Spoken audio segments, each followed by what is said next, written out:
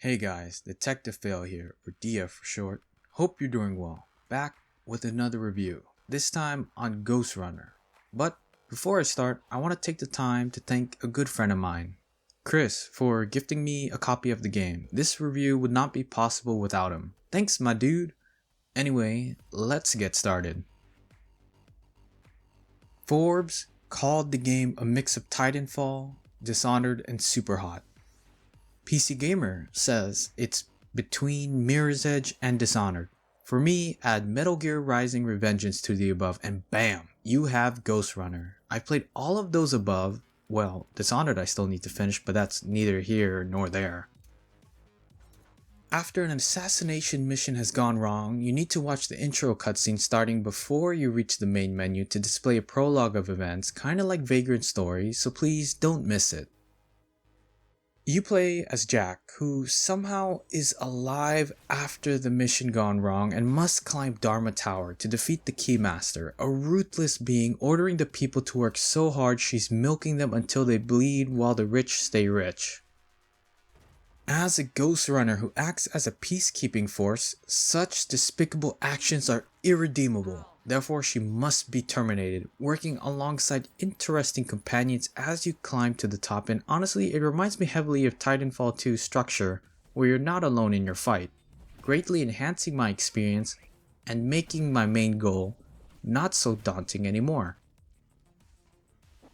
Give me a sharp katana, good parkour, cyberpunk setting, and you have my attention. Ghostrunner embodies all of these traits, and I am extremely thrilled to report the sheer momentum of slashing unaware enemies is satisfying. Movement feels super smooth, and the story kept me intrigued, teasing me with Alan Turing ideas.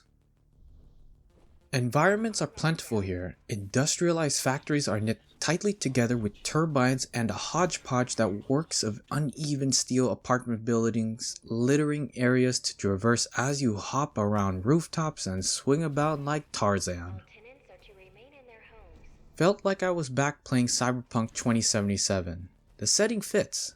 Jumping from wall to wall as I collided past each billboard was not boring at all. Levels range from less than 5 to 10 minutes to finish early on and can bloom to 30 minutes later on for those who check their surroundings carefully. These areas are carefully designed to induce almost an illusion to make you think they're larger than intended despite following a linear path. Collectibles tucked away in places you wouldn't expect reward those who search every nook and cranny and offer a nice blurb of lore exposition. Combat is the bread and butter here. You can't shoot with a gun sadly, but who needs a gun when you have a katana that can delete your foes in a single blow? If you are a master at parrying from a popular Souls franchise or katana wielding games like Raiden from Metal Gear Rising Revengeance, you will thrive here.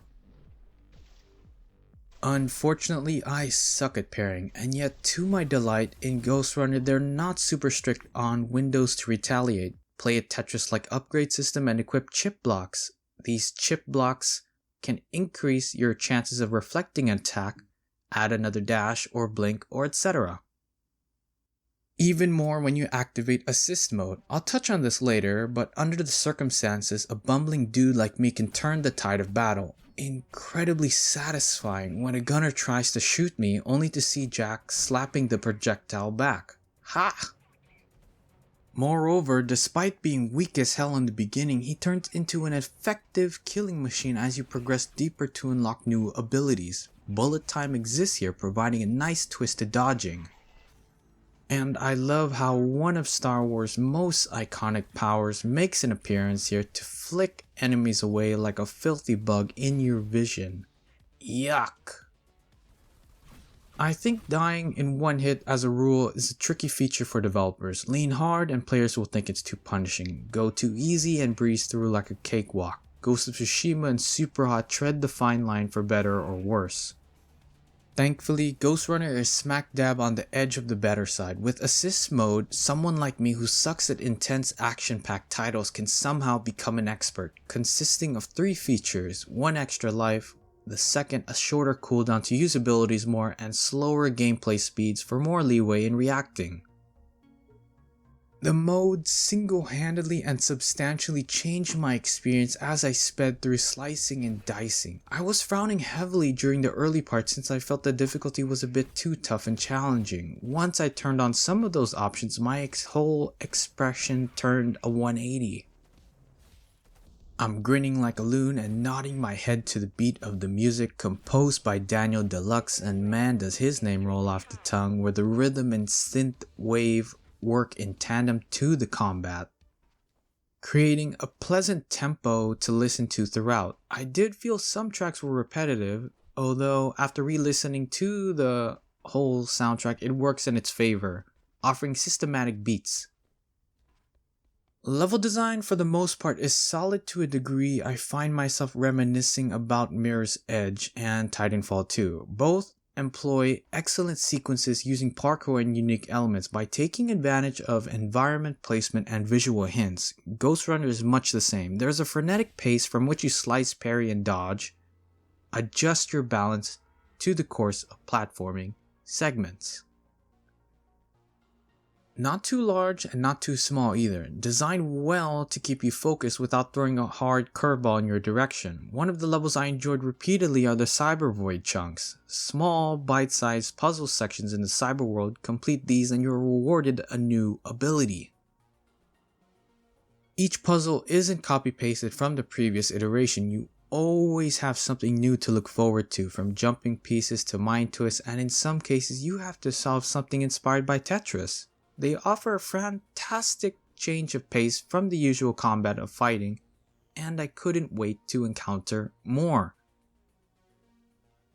The checkpoint system is very fair and respawning instant. I also love how wall running is slightly better here than in previous parkour games I played before. Over there I can wall run until I petered out in the end. Here I can continue forever, which is appreciated. Usually I miscalculate, falling to the dark abyss and greeting death like an old friend, since the main character can only wall run a set amount. Ghostrunner removes that entirely. Go the distance without fear of falling. Lastly, when you die, the dialogue resets instead of continuing as if you already know what the characters will talk about. A nice refresher for those who respawn repeatedly and want to hear the rest of the conversation. Moving on, I have to talk about my mixed feelings. Not a positive or a negative, but for the sake of transparency, I'm noting them down. More often than not, I am blocked by forced enemy encounters in some sections. These encounters require me to beat a variety of enemies before I can progress. I don't like this method because it enforces a design to halt pacing and force players to eliminate everyone within a room or decently open-sized areas, fighting through trial and error until you get it right.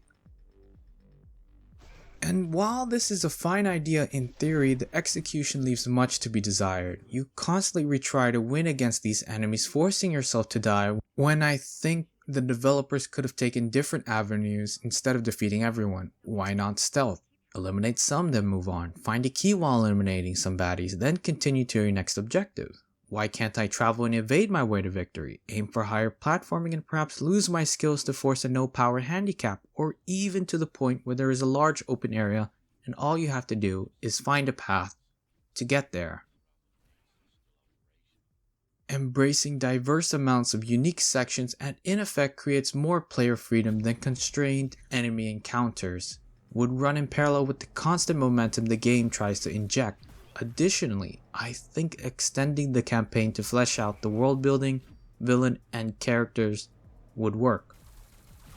More bosses too, since there are a few here. Nonetheless, how one more level in Slipgate Ironworks, the developers, conducted them was fairly balanced and unique in my books. As a result, I don't see a reason why more is not included. They offer creative ways to think outside the box and provide a satisfying feeling when beating them. And so, for my final score on Ghostrunner, I'm giving it a 7.5 out of 10. With all that said, I don't think my mixed feelings bring the whole game down a ton. I didn't experience any bugs, crashes, or glitches. If anything, the intriguing story, slick combat, tight balance of difficulty with solid level design, and gorgeous cyberpunk aesthetic left me hungry for more A very generous checkpoint system and fitting synthwave soundtrack takes care to almost override nearly all blemishes I had. And while the campaign is short, I clocked in at a little over 5 hours, there is a bleeding edge of content in store for newcomers or veterans looking for action platforming.